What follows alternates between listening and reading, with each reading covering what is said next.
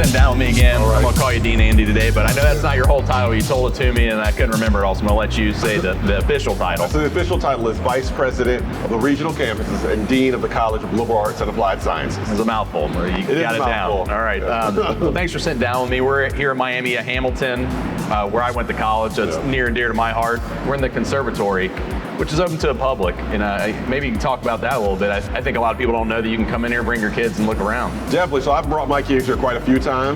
Whenever they have a field trip, they come to the Hamilton campus. But we really want the community to come and take advantage of it. You know, like our campus, I think this is a real treasure for the city of Hamilton, for the community. And so having this right here in the community, a lot of places can't say they have a conservatory. So we want to get as many people here, our students, our adults, our older population. We want to encourage everyone to come and take advantage of it and come see our beautiful campus and the amazing things that are happening. Yeah, I can say my kids like this place for sure. My daughter likes it. What brought you here to Miami? I know it was a job, but I mean, you probably had other job offers. What tugged you to come to here to Butler County, Ohio, to take over this job? You know, Josh, the real thing that brought me here was the opportunity. You know, I knew the Miami brand, I knew what Miami stood for in the context of higher education, but specifically the regional campuses. You know, anyone who knows me, who's talked to me more than 5 minutes, understand I'm all about how we can increase opportunities. And I saw the regionals as an amazing opportunity for students in our communities, but in the greater Ohio, Southwest Ohio region. And so, you know, you think about being an open access institution. And so the idea was that how can we get more individuals in that higher education pipeline? And I saw this as a great opportunity. You know, the second piece was how can we think about our relation with the community so we can be mutually engaged and not looking at it as one of those things that we exist in the community, but more so we're part of the community. And so I saw what has happened in Hamilton, I saw what happened in Middletown, I see what we're doing in Westchester, and I said, this is a great place for me. And then, you know, lastly, I think one of the great things about the regional campuses is we are really forward-looking on where higher education needs to be. You know, we're right now in this time frame where people are questioning the value of what we do. And they're saying to yourself, should you go to college, should you not? Should you go work a job? And so knowing that here on the regional campuses, students are doing a great job in being able to do both. You know, many of our students are working while they're going to school, and we look at the ROI or the return on investment for a Miami degree here at the regional campuses. Specifically in Hamilton, you can't beat it anywhere in the state of Ohio. And so when I saw all those great things that are happening, in my mind, I just said, I got to be part of it. I got to figure out how I can continue to advance that and really make sure that our value proposition is being heard by larger audiences. There's a lot in there. I want to unpack a lot of that Definitely. stuff. First thing you said was it's an open access college, you know, and I guess I could assume what that means, but can you explain them? So open access essentially means if someone has met really minimum requirements, we will admit them and bring them in. And so again, you know, many times people say, will I get in? Will I be able to do it? And so the short of it is yes. If you graduate from high school, if you fill out the necessary forms, if you come to us and we can get the appropriate documentation, you can start the regional campus and complete your degree here. And when I got into Miami, I had not done so well at some other institutions. I didn't take college too seriously when I was younger, or education in general. So I was able to get a second opportunity here. So I can speak to that, but I'd like you to speak. That doesn't mean it's going to be easy. Just because it's maybe easy to get in doesn't mean the education's going to be easy, because I know it's not. Not at all. I mean, we're Miami quality. And so as I mentioned in the beginning, our academic brand, our academic pedigree is second to none. And so you're going to come to Miami, but you're going to still have Miami faculty. You're still going to have Miami rigor. You're going to still have to make sure that you're meeting those expectations from a learning outcome standpoint and beyond. And so even though we're open access, our thought process is that if we can get more students in the pipeline and support more students can be successful, but nothing's easier. I would argue with some of the things our students are balancing, it might actually be tougher. Yeah. But I think if you come here to the regionals, you do the work, you're committed to your success. I think at the end of the day, we have products like yourself who do amazing things in our community and beyond, and it speaks for itself. I would agree that it was tougher. I mean, I went to law school, and some of the academic rigor there may have been, very difficult, but I wasn't unused to juggling a lot of things. So I was juggling a family and a job and going to school like a lot of students here. So I think if you get through that, and this is more just a public service announcement or a pep talk to some of your students here that are struggling through, because it was hard times me getting through Miami at times. If you can get through this, you really can't do anything. When I went to law school and I wasn't working, I wouldn't say it was easier, but it was not harder, because I was used to the rigor of here and juggling everything. You gain a lot of skills when you can juggle family and work. I agree completely. I mean, one of the things I'm always blown away by and also encouraged by the job that we're doing is the stories of our students. Oftentimes you hear this question where, students are going to college, they're not taking it seriously. And I always tell people, That's not the students we serve on the regional campuses. Like you said, 90% of our students are working. So when you start thinking about numbers like that, these are students who have real life. They've got families, they've got jobs, they've got obligations. And so they are also taking a step to invest in their education because, as you mentioned, we know that the return on that investment can be great and it'll continue to grow. And the other big thing that we can't minimize enough is it's also not the investment in just the student themselves, but the investment in their community, their family, the people around them. The power of a college degree, the power of a college education extend beyond the individual. Because one of the things I bet you've seen in your life is when people saw you be successful and do it, it's also something that encourages them to say, I can do this as well too. And so we think about it not from just an individual standpoint, but from a family, from a community standpoint. And when you think about the different things that come from it, it's just important that we continue to do what we're doing. Yeah, it's so true. I mean, I looked up to one of my first cousins who was a little bit older than me, and she'd always kind of taken her education more seriously than I did. But I knew growing up with her, she wasn't really a whole lot different than me. So when she didn't go to Miami, she went to other colleges and became a doctor straight through out of high school. So I when I started thinking, I need to get more serious, I knew I could because she had, and she was from my family. She was, cause sometimes when a lot of people in your family haven't maybe been academically successful, you kind of sometimes, or at least I did, think, well, maybe this ain't for me, or I'm not cut out for that. And I knew it wasn't true by looking up to her. So I don't know if other people looked up to me. I hope maybe they have, but it's definitely never a bad thing. I definitely think they have. I mean, it's funny. I like to quote my grandmother, so this might not be the most grammatically correct, but she always said, when you see better, you can do better. And the idea is that when you could see yourself and other individuals that, maybe come from similar backgrounds, similar walks of life, look like you, that should be something that really can springboard you to success and even more. Yeah, it's so super true. And then a little bit of success you have yourself kind of really, you get confidence and then it builds. 100%, it's like a snowball. I'd like to talk about just the price. I know no college is cheap, but I know the price here is better than a lot of places. I got out of Miami, I paid as I went, and I didn't owe near as much as other people. I spread it out a little bit longer, but it enabled me to start a business, start a law firm quicker than other people, or maybe I never would have been able to if I would have owed more. So kind of speak to, the deal we're getting here. So first I'll say I really appreciate the question, because right now, just from a contextual standpoint, the biggest issue when we think about higher education and the challenge is the cost. Affordability is huge. Right now, parents, families, students, they're all looking to say, what is that sticker price? And how do I pay that sticker price? And when you start to think about that, you start to think about it in the context of the students you're serving. And so we always have to make sure we know that affordability is huge. From a price standpoint, our tuition annually is just a little bit over $7,000. And so while it's nothing to sneeze on, when you start comparing that to the other options in the region, in the state and beyond, it's the best deal going. I alluded to a little bit, but one of the things we look at is what the return on investment is. And so 2 years ago, Georgetown Center for Education and Workforce evaluated all the institutions in Ohio. They did it across the nation. But in Ohio, Miami Hamilton had the greatest return on investment, meaning students who came to the Hamilton campus, what they paid for their tuition, and then what they earned at 10 years, at 20 years, and 30 years. That was the best return on investment in the state of Ohio. So I say that to say, while $7,000 is definitely nothing to sneeze at, when you think about what it sets you up for long term, that's huge. And I'd add another thing to it. There's oftentimes narrative that our lowest income students are the ones who can't afford to go to college and don't have the opportunity to look at that lost earning from going directly to the workforce. If you look right now, our lowest income students, or students based on Pell eligibility, who have the highest need, they paid virtually no tuition. They came here to the regional campuses. And then it's a scale that goes up based on income levels. But I always like to highlight that, because one of the big narratives we often get is that you can't afford to do it based on income levels. And we've got things in place internally based on state dollars and federal dollars that actually really support those students. And so that's one of those narratives we have to get down. And the other big thing is, we've also got employers here in our community as part of our Work Plus program that are supporting students as well through their educational journey. So that's a program where students who are looking to work while they go to school, like you talked about yourself, employers are hiring them. They're actually working for those employers, and those employers are covering the cost of their tuition.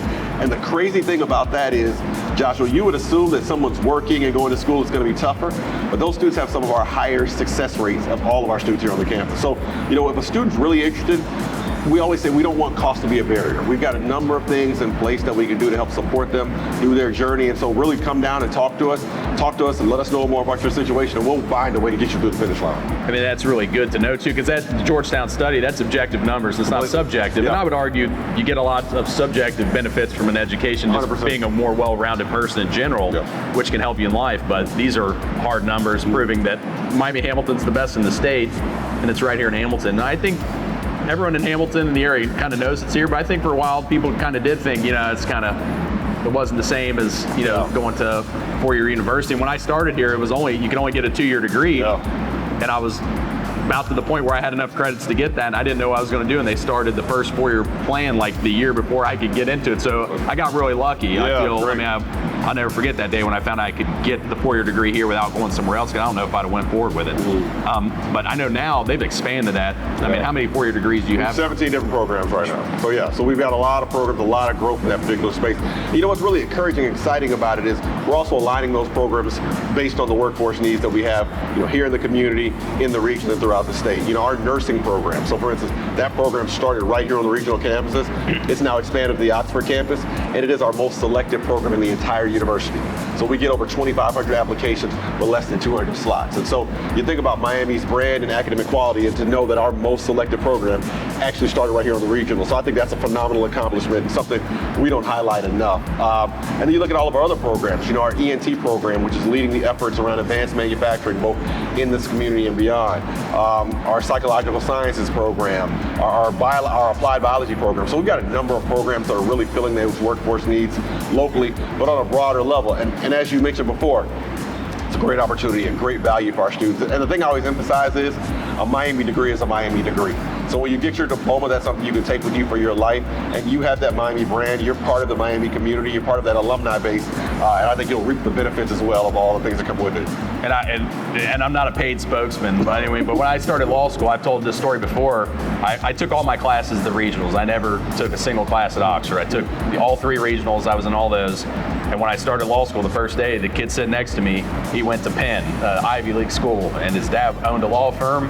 And I don't get scared too easy, but I was a little bit intimidated. Like, man, he must be smarter than me and more well prepared.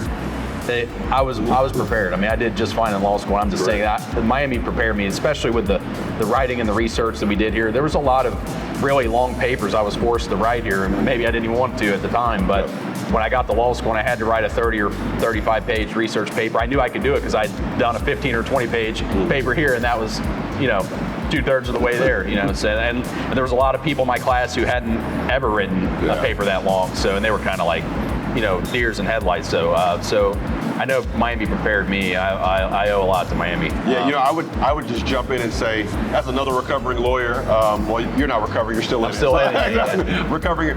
But I agree. I think if I had to say what our number one asset is, it is our faculty. The amazing things they do. We have scholars in a number of areas who take teaching extremely well as their top priority. And so, when you talk about your experience and how you were prepared for law school, and many of our other alumni, the great things they've been prepared for, it all comes back to our faculty. They challenge our students, they push our students, they support our students, and so our student success is their success. And one of the things I always love about our faculty is you'll never find a group of people more engaged in the success of our students. You think about their job description, so to speak, and it's the teaching, it's the research and service. But so many of them do more than that. So many of them will go above and beyond, and they build huge connections with our students that are lasting. It's funny, John Cinnamon, who I know that you know very, very well. John Cinnamon and I, we connect, and when I meet the people and the students who are in our community, outside our community, talk about being in John's class. Dave Berg, who's now our interim chair in biological sciences. When I meet our students who are engaged, they talk about having those courses and what they benefited from. It's just a testament to the hard and amazing work that they do. And so it's great. And the other big thing about it is there's this perception that they're on the regional campus, so maybe there's something they're doing different than maybe Oxford campus. And that's just not the case. You think about the distinguished professors we've seen. One thing, not to get too technical, but one of the things we do from an academic division standpoint is we track the external research dollars that academic divisions, that's being the various colleges on the regionals and Oxford campus, bring into the university. We continuously rank as either second or third in the entire university. So it lets you know not only are our faculty members amazing scholars, amazing teachers, but they're doing amazing research and bringing dollars here to the regional campus and to the university at large. That's good stuff. I know you wanted to talk about the newish program for the high school kids who can come here and get an early start. Definitely. No, our early college academy. So this is a program that we launched last spring with our Hamilton students and our Middletown students at those respective high schools. And so we had 19 students in the first cohort. And the idea behind the program is, how do we think about affordability? How do we make sure that we can give students an early start on college? Because one of the things we know, Joshua, is that if students start earlier, they take college courses while they're in high school, if they get to engage while they're in high school, they're more likely to go to college, and they're also more likely to be successful in college.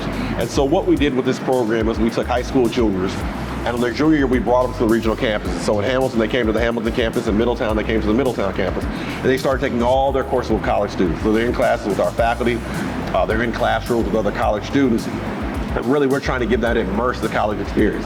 And the idea behind it is they'll get credits for high school, but also get credits for college. And so at graduation, in our first cohort will actually graduate this coming May, they'll complete their high school requirements, so they'll graduate with a high school diploma, but they'll also graduate with an associate's degree they can take off to use to go on to further education or go into the workforce, and they'll graduate with a completely debt-free. So when you start thinking about those things, from a money standpoint, we talked about it. So they've cut off 2 years right now at Miami they can use towards a degree. And so the exciting or really encouraging thing about that program is we've developed a success model where we have success coaches that support those students along the way. So they're the ones checking to make sure from an academic standpoint students are making progress, but also from a social standpoint. What are those other things that are barriers that may not necessarily be in the classroom, but could be barriers to success for students? We try to support them along the way. And so the students have done a phenomenal job. Our first semester in our first year, those students had an average GPA over a 3.1. And so again, these were high school juniors that had an average GPA over a 3.1 in college. And as you talked about it, with those faculty members in those tough classes. And so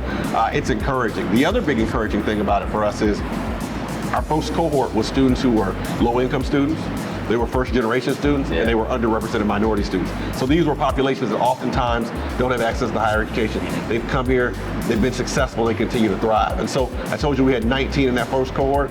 The cohort we welcomed this fall had 111. So it's catching on. I think people are seeing value in it. I had a funny story that I tell people. I had a woman who stopped me in the grocery store, and so she said, "Do you work in Miami?" And so, I wasn't dressed up, so I said, "It depends. What are you asking about?" And she talked about the early college program and said, "It's an amazing program." She heard about it, and we got to expand it. That was really encouraging. I think the other big thing about that is the community support. Here within Hamilton, we've had support from the Hamilton Community Foundation. Mike Holbrook from Hamilton City Schools has been really supportive. Joshua Smith and the city managers and all the private folks in the community who said, this is something great we want to do, and how can we support it? So I'm encouraged because I think it's going to something that has a lasting impact on our community. How do we increase the number of students who are going to college, increase that college going rate, increase that college attainment rate? Because again, when those numbers go up, our community benefits, and I think we'll continue to see that. And I'm just going to guess, I would think people who come and get a degree here are more likely locals that are going to stay here and impact our local community more so than maybe at Oxford. Not that there's not local people going to Oxford. No, you're 100% right. Right now, 90+% of our graduates are staying in the community, in the region. So again, an investment in what we're doing on the Hamilton campus is an investment in our community. And so we're excited because we're providing more opportunities so they can stay in the community and do great things. And I know education, it's a tough environment for it, just with the debt. People went to college and ran up a lot of debt, maybe not have been successful, and it's just hard. What's the future hold, for education? And that's a broad question, but what do we need to do to get better? I think the biggest thing we have to do is make sure that we can continue to provide the opportunities, but also make sure we are being held accountable when we do. You talked about an example of, someone coming and running up a lot of debt, not having something to show for it. And so I'm going to be honest, I think that's unacceptable in our industry. We've got to find a way to get beyond it. Now, in addition to that, I think one of the things we also need to do is we need to be honest about the narrative around higher education. One of the challenges that we've run into is when people start talking about higher education, they start to talk about, the debt, they talk about other different things, but they don't talk about the positive benefits. One of the things we know, and the data is clear, so this is not Andy's spin or perspective, when you go to college, you earn more. You live a longer life, you have a better quality of life. If you start to look at communities and you look at the college attainment rate in certain communities, there's strong correlations between the income, the taxes paid, and the quality of life in those communities, and the quality of education in their K-12 system. So one of the things I often want to emphasize for our folks is we can't look at higher education just as the individual, but we have to look about what it does to the community, how it builds it up. And so I think the future of education is continuing to partner. I think we've got to continue to make sure that we're thinking about it in a long-term standpoint. We're connecting it to career. We're making sure that our students coming out, they're prepared for what's next.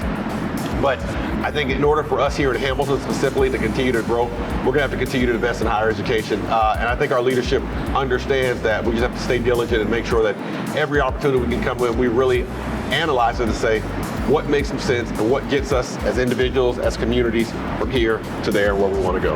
Yeah, so we have to be accountable for the dollars and cents and the return on investment, but also maybe educate and understand that that's not the only way you measure an education's benefits 100%. to society. I always use the example of some of our professions. So right now, if you go over to Kettering Hospital in Hamilton and you know that there's a need for BSN nurses. Right now, when our nursing students graduate here on the regional campuses, they have multiple offers for jobs. I bet. And when you think about starting salaries and things like that, I put it in perspective this way.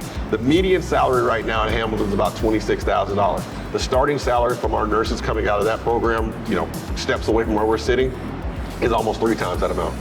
So when you start thinking about an ROI or return on investment, when someone says you shouldn't do that, if we're saying you can do this and you've got a return on investment of almost 3 times the median salary, again, for most people, that's a no-brainer. I add another layer to it.